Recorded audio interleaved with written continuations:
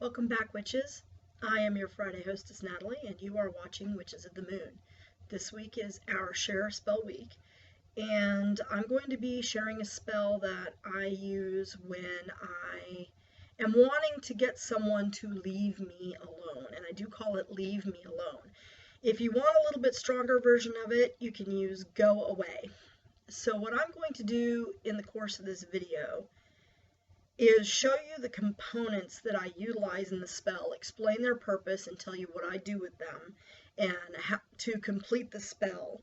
But I'm not actually going to perform the spell on the video for a couple of reasons. First off, my camera is attached to my computer, and so I can't like turn it to make it show something different. I did try that. I was trying to record a video where I had it turned and I was trying to lean towards the front because the microphone, I'm not exactly sure where it is on this camera, but I suspect it's in the front. And when I'm standing to the side or I'm behind it, you cannot hear me at all. So that will not work. So I apologize if you want to actually see the spell done. But the other reason that I will not be doing it that way is because my craft work is very personal to me. And it's very difficult for me to actually perform a spell and put my intent and my visualization into it the way I like to, and to enchant the materials the way I like to, when I'm trying to stop and explain what I'm doing to somebody. So I'm just going to kind of run you through the spell, show you what to do. And remember that I'm also a big believer that there is no truly 100% original idea or recipe out there. We all do witch balls, we all do witch bottles, we all do the same types of spell work, and each person lends their own personality to their craft work. So where I might say use this, you might substitute something else in place of it, because we have to utilize the materials that are at hand and available to us at that time. So what I'm going to show you is what I use in this particular recipe, and again, my recipes change depending on what's available to me at the time or how much of what I have is available to me. So I'm going to show you just a few things that you can use. I may explain a few things that you can use in place of, and I will show you how I put it together and what to do with it. Now, the first item that you're going to need is some sort of a jar, or you can use a yellow box. I've been real hesitant to use this little yellow box because it's got this pretty little flower on it, and it seems counterproductive to what I'm actually utilizing the spell for, but also because I might need this to gift something to somebody at some point. So, you know, I don't know that I want to do that. But when I do use a jar, I like baby food jars because they're small, concise, and easy to dispose of. But I also will remove all of the paper and everything. So this is just a new jar that I just cleaned, so I haven't had a chance to get all this stuff off of here. But you can use a small jar. You can use a sachet bag. If you use a sachet bag, I would use one that's either undyed material like canvas, or I would use yellow or black. That works. I find color coordination tends to help me visualize on what I need the best. So anything like that you can utilize. But what you are also going to need, or what you can also use, is I don't know if you can see that. This is a wasp. This is specifically a yellow jacket. This is a different type of wasp that we have around here that has a nice big fat stinger. These were found around my yard, around my house, deceased, so I picked them up. Well, not this one. This one was building a nest right on our front door, so my husband took care of it. But he was left there, so rather than let his little life be in vain, I'm going to utilize him. If you do not have the wasps, but you can get your hands on the wasps' nests, you can certainly do that. We have plenty of these around here, and you find them just laying around on the ground or on the floor or whatever all the time. So that is something that I use. But I think wasps are very good. And the reason I prefer wasps versus bees for this type of spell is because this is a spell that I want to keep working, but it's not a spell that I specifically feed. So why I choose a wasp over a bee is that a bee can sting you one time, and when it does, it dies. So I prefer that if I'm just wanting to teach somebody a lesson and have it over with. When I want something that's going to keep going, keep going, keep going, keep going, I use a wasp, because a wasp can sting you over and over and over and over and over, and they usually do. They're nasty little buggers. And the thing is when they sting you, they send out a pheromone that attracts other wasps to then attack you. So they're working in a collective. The other thing that I will sometimes use in this spell is grave dirt. I use black salt, which black salt, if you don't know how to make it, there's recipes all over the place, but the easiest way is to utilize ash and mix it with salt. And however much ash you can get, you want to mix it in, and that makes black salt. I also use Norfolk Island pine. Now, if you don't have this, you can use regular pine needles. If you don't have pine, but you have access to some sort of a thorny bush, thorns work very well, and I find that thorns work maybe a little bit better. But I like this because it looks pretty and it looks soft and squishy, but the fact of the matter is it's poking me even through the bag. So even when it looks nice, it's got a sting, so you kind of like, oh, and then you don't want to touch it. So anything like that is good. Thorns, thorn bushes, pieces of roses, just pieces of thorns, things like that work very well. Now, I was growing wolfsbane for a while, or blue rocket, monk's hood, see the name. So I use a little bit of that. I have some dried that I dried out before my bushes decided to give out. So I will utilize that. But any kind of baneful herb that you can get your hands on works very well. The other thing that I like to use is mistletoe, and this is something that's usually pretty readily available. It doesn't matter what type of mistletoe you use. This type of mistletoe is what we have around here in the Texas area, and it grows profusely and prolifically in the oak trees around here. It is a little bit different species of plant than what you see in, or what you think of when you think of Yule, because it doesn't grow the berry. Our species here, the species that we have, grows these little, I don't know if you can see, where's my finger? Yeah. This little stalk right here that's got these little knobby things, that is the seed for this particular one. It doesn't take a lot of this. You can break off a few of the leaves or just break off a branch and utilize that. You don't have to use a whole lot. I have a ton of this stuff, but you don't need a whole lot. Another thing that I really like to add to this type of spell work is sulfur powder, or Vesta powder. Brimstone is another name that you'll hear it. I like it because it's got an absolutely putrid smell. It smells like rotten eggs. It's disgusting, but it's extremely strong. It gets in it and it burns even when it gets on your skin. So this is good stuff to have. If you have any of the like the Mexican retailers like La Azteca or La Michoacana, a lot of times they carry this in little packages for like 99 cents. And it filled up almost my entire jar here. I've used quite a bit of it. But I like to add this. Then sometimes another thing that I will add, if I have anything personal of the person, like if it's somebody I work with and maybe their hair sits on their chair, I might pick up some of their hair. If it's somebody that you are in close proximity to and they're clipping their fingernails or toenails, you can utilize that. But I like to gather up a little bit of the person's hair or something like that and utilize that, because that makes it specific to that individual, and it certainly helps me with the visualization. Another thing that I like to use is what I call blood oil. This is my blood mixed with oil. As you can see, it kind of congeals in there. It doesn't mix very well, but it mixes enough that it makes this useful to me, and I'll just use a little dropper and put a drop or two of that. I like to add snake shed, and it does not matter if it is a poisonous snake or a non-poisonous snake, because it's the bite that you're going for. All snakes bite, and they have a vicious one. So regardless of whether or not they're venomous, you can utilize snake shed in this spell. If you do not have any of the herbs that, baneful herbs, you can use red pepper or anything, black pepper, anything that's got kind of a hotness to it, that's a sting and kind of, that sort of thing. Jalapeno peppers, if you have those, you can utilize a whole jalapeno or a whole habanero pepper.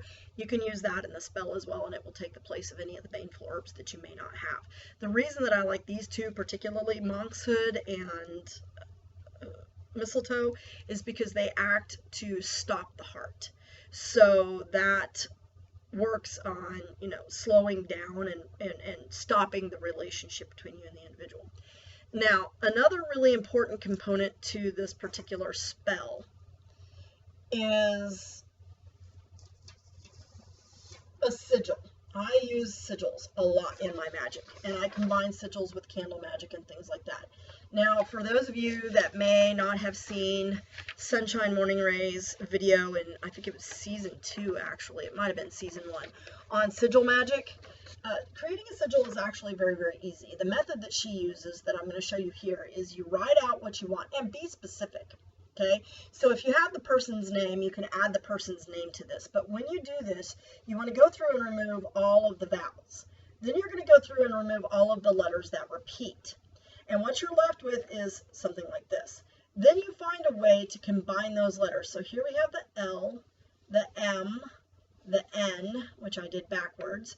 Here's the V, it's already incorporated in the N, and then I have this little symbol that I drew, which is like the no symbol, like go away. You could utilize any other symbolism that you want in this. If there's something that, you know, if you want to draw a mad face, if you're an artist and you're good at that, you can incorporate various different symbols into your sigils. If you want a little bit stronger and you want go away, this is what I came up with for just go away. Now again, if you have the person's name and you want to add their name into this to make it a little more specific and general to that person and help you visualize that person specifically, you can do that. So how are you going to do that? Now when I actually write my sigil, see here's my developing the sigil, and I used black ink because black is a very much a dark, you know, to me it's kind of a push away color. But when I actually write the sigil on the parchment paper, which will be yellow parchment paper, I will use pokeberry ink. And I have a dip pen that I use for all of my baneful inks. And then I have a different pen that I use for my regular inks. But I will shake this up and I will draw the sigil using the ink. And again, pokeberry, because pokeberries are poisonous. And the color red is a nice dark red color. It always makes me think of Snow White's stepmother, and I'm not sure why. But this is a really good ink to use. If you could use dragon's blood ink, actually, because you could use it as a protective ink. You know, you're protecting yourself from the influence of this individual. But I like pokeberry ink for this, so I will use that. And I will draw out the sigil on a piece of parchment paper or colored paper. And to me, it doesn't matter if the sigil is visible to you physically once you write it. So if you wanted to use black paper, you could certainly do that. You can use yellow paper. Yellow is kind of, to me, a sickly sort of color. So I like that. Or, you know, some people associate green with sickly. To me, that's more of a prosperity color. So I don't use it for this type of working. But what you're going to do is you're going to draw your sigil. And you're going to have it on your parchment paper, and then you're going to fold the paper away from you. 1, 2, 3. Make sure you're folding it away from you, not towards you like this. You want it away from you. And I will put that into my jar or my box, and I will speak into it, literally speak into it. Go away. Or leave me alone, and I will say the name of the person, even if I didn't include that on the sigil. Then what I will do is I will say, black salt for protection. May the black salt keep me grounded, keep your influence at bay. Then I may add the pokey. If it's thorns, I put in the thorns. If it's the pine, I put in the pine. May the sticky bush keep you at bay. If I'm using grave dirt, I may say something like, dirt that's known death, that your influence may die.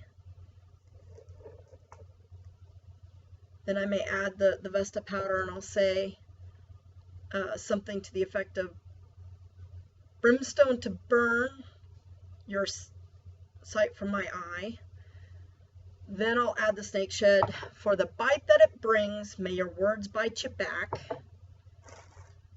Then I'll add in either the wasps or the stings, and I'll say, and the stinging sensation, may you never lack. As this works to heart, to slow and keep away, I am protected, no more shall you stay. And I'll, you know, say, so mote it be. And I'll speak each of these things, and I make up the words as I go. Sometimes I'll write them down so I can use them again. But I will utilize whatever I have and I'll add that in and I will speak that to it directly. Then what I will do is I will seal the jar. If you would like, you can use a black candle to seal the box or seal the jar completely. And then I will dispose of this in running water. Or I will bury it somewhere off my property, because burying it is my preferred method, and I'm going to explain why. Although throwing it into running water works because the water runs continuously, so it will always keep the spell regenerating, but the same thing with grounding it in the earth. You do not want to bury this on your own property if you're going to do that, because you're trying to get it away. And when you walk away from where you've buried it or where you've thrown it, do not look back. Get rid of it. Don't look back. Okay? Don't look in the direction of where you've buried it intentionally with that thought in your mind, because you don't want this coming back to you. You want to keep it away. So bury it in the ground somewhere off your property, preferably as far from your property as you can get it, and let the earth work its magic. So it might be easier if you're going to bury it to use a sachet bag, but you can do it with a jar. I've done it with these before, and it works quite effectively. So give yourself some time. If you're going to be doing a working like this, you need to give yourself some time to think about your words of power, because you want to think about exactly what it is you're using each item for. Why are you including it? I use the black salt for grounding and for protection, because salt is known for keeping out things that you don't want in. So I will use the black salt for grounding myself and my soul and spirit, but also keeping at bay those things which may be harmful. Like I said, I like these because they're pokey and they definitely keep things away. You don't want to get too close to it and touch it. I've explained the purpose of the baneful herbs, specifically ones that slow the heart. That's how they work. I've explained why you want to fold away from you, because you want to take it away. You don't want to bring it to. You can vary this spell by burning a candle, a chime candle. You may have a picture of the person that you can put on the chime candle. You might etch your sigil into your chime candle, and then you would just include that into the jar. You'd burn it down to the picture and then just include that into the jar and get rid of it. Again, if I have something of the person, I'll put it in with the sigil, and I'll say, something to the effect of, this piece of you is hereby bound, or something like that. No more trouble from you be found. That sort of thing.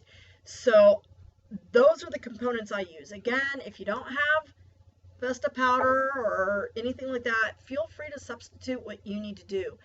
Make it your own for sure, but it's a very effective spell for getting someone off your back and getting them to just leave you alone. And it's a nice difference or variation from like a shut up oil or something like that, which you can certainly use. I mean, you could, if you're going to utilize a candle for the spell and you wanted to create the shut up oil, then you could do the shut up oil and then use that in combination with this, either adding it to the jar or adding it to, anointing the candle that you're going to use in the spell. If you're going to use a candle and burn it down, you can certainly do that. But I will say this, if you're going to use a candle, draw the sigil from the part that burns down, because you want it to burn away. And I would burn the candle until the sigil is no longer visible, whether you put it on paper or whether you draw the sigil directly on the candle. Make sure you do it like upside down, if that makes sense, because you want it to burn away. I hope that makes sense. If that doesn't make sense, let me know and I'll explain it again. But again, that's just some variations that you can do with this particular spell. So I've had need of this spell recently to get somebody off my back about certain things, and if I want it to apply only to a certain topic or situation, then I will speak that into the spell, or I may add it to the sigil. Go away, and then say no talk of work, or no talk of a specific person, no talk of whatever specific topic it is, and I'll add that into the sigil. So your sigils can be very complex, but it's effective. It's a very effective method for getting your needs out to the universe and getting it out there and working. Again, if you do bury it, walk away and don't look back at it, like Lot's wife. You're not going to turn into a pillar of salt, but it's going to negate the effectiveness of your spell or impact it in some way. If you throw it, just, if you put it in running water, put it in running water and get rid of it and be done with it. Don't look back. If you pass that spot again, then make certain that you're not thinking about your spell and looking back at where you threw it.